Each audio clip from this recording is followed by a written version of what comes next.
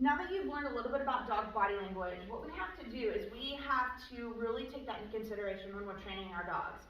Dogs have what's called a threshold. When they get over threshold, that is when they're going to have a really hard time understanding, listening, and being able to function. And we do that too. And stress can put us over threshold. Excitement can put us over threshold. And there's a lot of different things that can do that. And for some people, their thresholds are really high, and for some people, they're really low. Same with dogs. So we are watching their body language to see where they're at and how to assess when we can push and when we can back off, or when you need to back off just a little bit.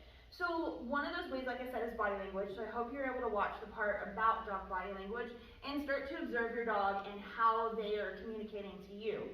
Now here's the thing, not all stress is bad stress. We do need stress in our lives to change, to evolve, and to learn. But when the stress becomes so much it puts us over threshold, that's when we need to either move the dog further away from whatever is causing that stress, or back down and maybe make our expectations a little less until they're successful, and then we can raise them up higher again.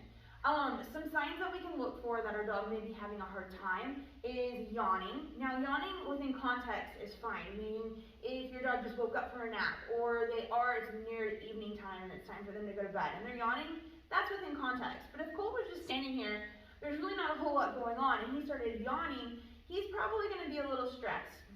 Other slight signs might be them licking their lips as long as food and water aren't there. It may be them panting if it's not hot or they just got done doing anything. So that is really important for you to look at your dog. And it's not that we stop, I call these yellow flags. They're like, oh, okay, we're checking in. Yeah, I see that you're having kind of a hard time. So we're going to keep going the process that we're going. And if you continue to have a hard time, we may back up or take a quick break. Signs that your dog's really having an obvious time not being able to listen or do things is if they're visibly scared, their tail is tucked, their ears are flattened back, they're trembling, they're whining, vocalizing. Also, if they're too hyper, you're going to know they're too hyper. They're going to be jumping all over you, barking like crazy, unable to listen, unable to take treats. Those are signs that your dog is way over threshold, and we have to back off. We have to. One of my favorite sayings is, you can't learn to swim when you're drowning. And if you're over threshold, your dog is drowning. They're having a hard time functioning. So we have to back off, and we have to teach them when they're under threshold and a little bit calmer. Then we push up a little bit higher and make it so it's a lot easier for them. This is where a lot of people fail, and a lot of people have a hard time saying their dog is just not capable of doing things.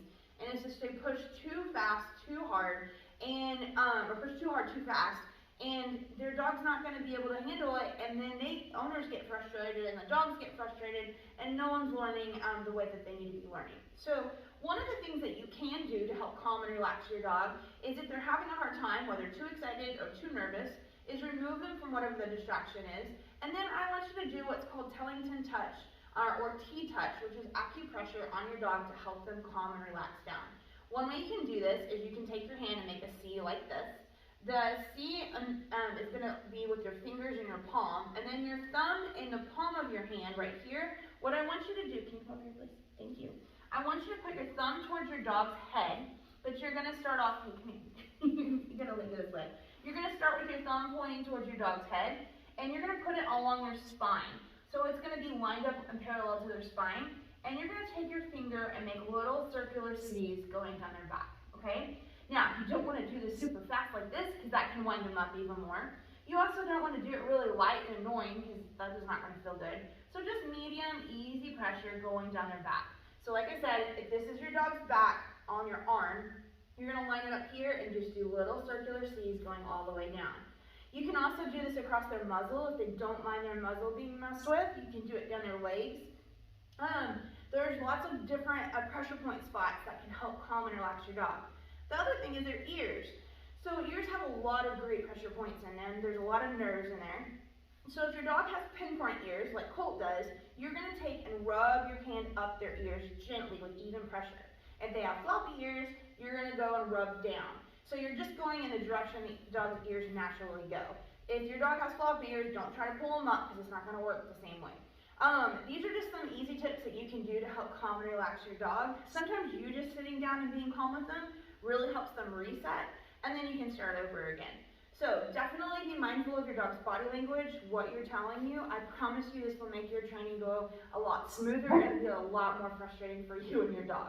Is that right? Yeah. All right, happy training. Good job, buddy.